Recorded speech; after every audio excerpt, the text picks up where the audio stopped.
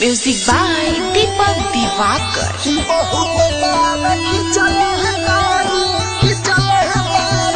DJ Raju Pakdi ध्यान।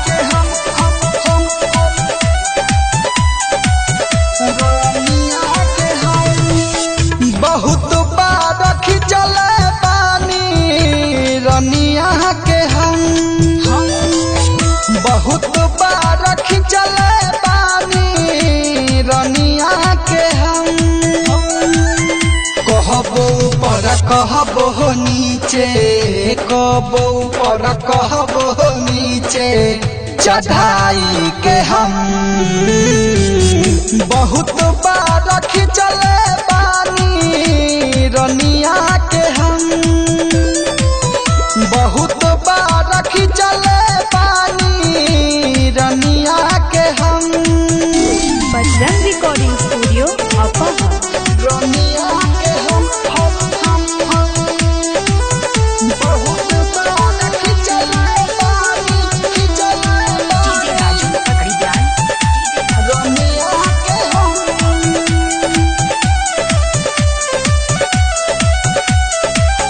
के मोरा में ताकी झाकी करे सुमहाई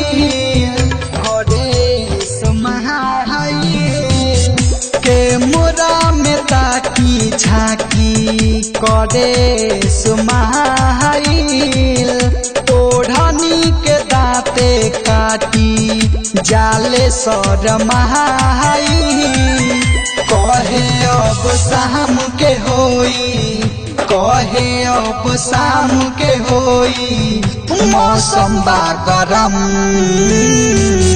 बहुत बार खिंचल पानी रनिया के हम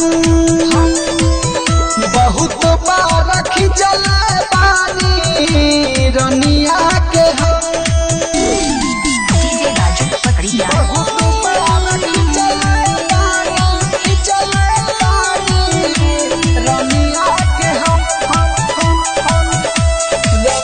कहले कि बढ़िया से लीह मिली खूबे लहाई मिली खूबे कहले कि बढ़िया से लीह मिली खूबे लहाई अच्छा लागी तबे सभे करी संस्काराई रीति कदी पकवी की सूरज रितेश ओपी से करेले जतन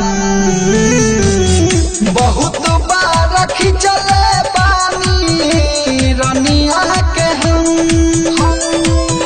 बहुत बार खिंचल पानी रनिया के हम